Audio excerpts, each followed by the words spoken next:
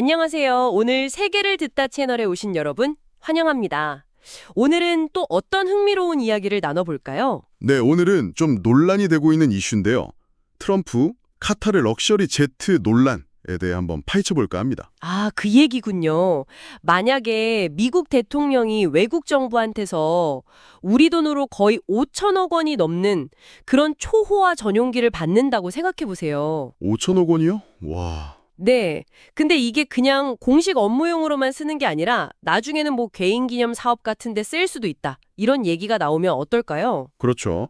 그야말로 하늘의 궁전이라고 불리는 보잉 7478 항공기인데 이걸 둘러싼 논란이 지금 뜨겁습니다. 사건이 어떻게 시작된 건가요? 네, 이게 2025년 2월이었는데요.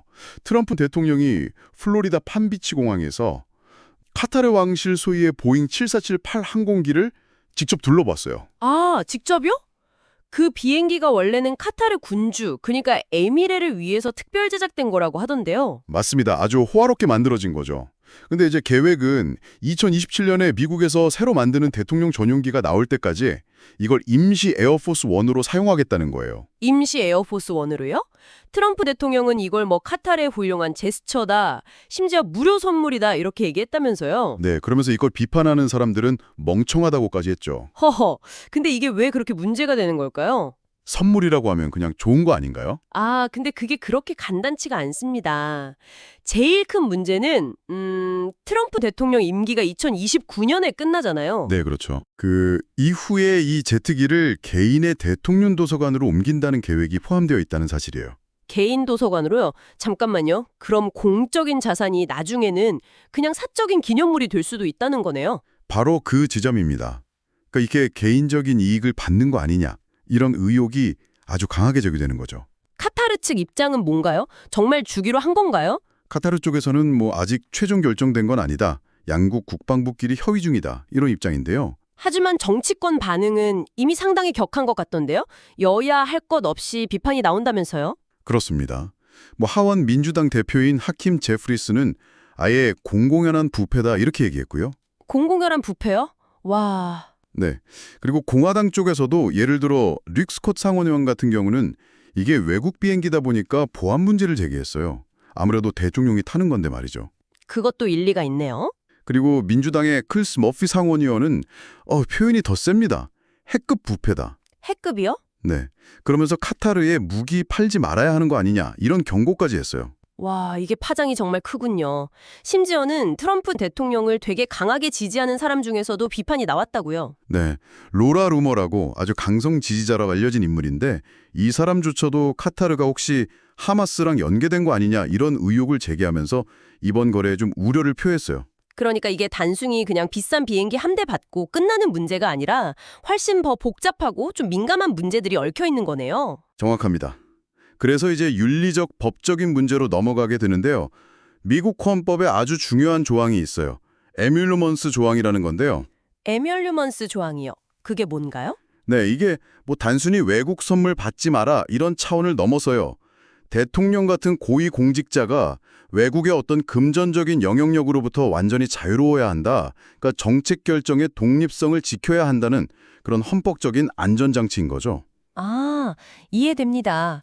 그러니까 의회의 명확한 승인 없이는 외국 정부로부터 어떤 종류의 선물이든 뭐 이익이든 받으면 안 된다는 거군요. 맞습니다. 근데 트럼프 측은 이게 뭐 정부 대 정부의 거래다 이렇게 선을 긋고는 있는데 하지만 퇴임 후에 도서관으로 옮긴다는 계획이 있으니 이게 개인적 이익 아니냐는 논란을 피하기는 좀 어려워 보이는데요. 그렇죠. 그래서 또 나오는 얘기가 그럼 카타르는 이건 왜 주려고 하는 걸까? 그 의도가 뭐냐는 거죠. 카타르의 의도요? 뭔가 바라는 게 있어서 주는 걸까요? 글쎄요. 뭐 카타르가 미국의 중요한 파트너인 건 맞아요.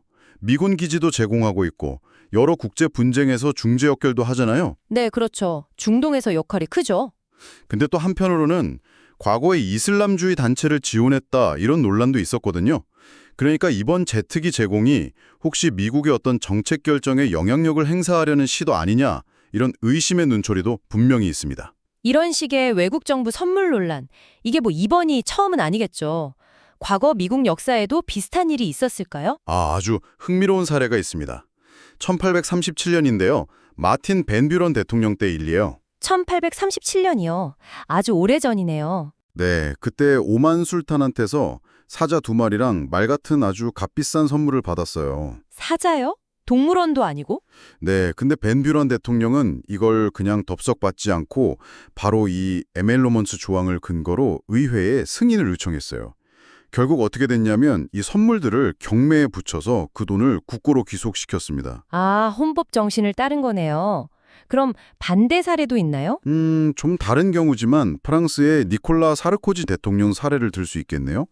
퇴임 후에 카타르와의 관계로 여러 의혹이 있었거든요. 아, 사르코지요. 들어본 것 같아요. 네, 특히 그 프랑스의 유명 축구 클럽 있잖아요. 파리 생제르맹, PSG. 네네, PSG. 이 팀을 카타르 자본이 인수하는 과정 같은 데서 사르코지 측근들이 연루됐다는 논란이 좀 있었어요. 그러면서 외국 자본이 정치에 너무 영향을 미치는 거 아니냐 이런 우려가 나왔었죠. 그렇군요. 그럼 이번 트럼프 대통령의 제트기 논란도 결국 비슷한 맥락에서 볼 수 있겠네요. 외국 정부의 선물이 지도자의 어떤 공적인 판단이나 더 나아가서 국가적인 신뢰에 어떤 영향을 미칠 수 있는가 하는 그런 근본적인 질문을 던지는 것 같아요. 맞습니다. 바로 그 점이죠. 여기서 청취자 여러분께 한번 상상해 보시라고 질문을 드리고 싶어요.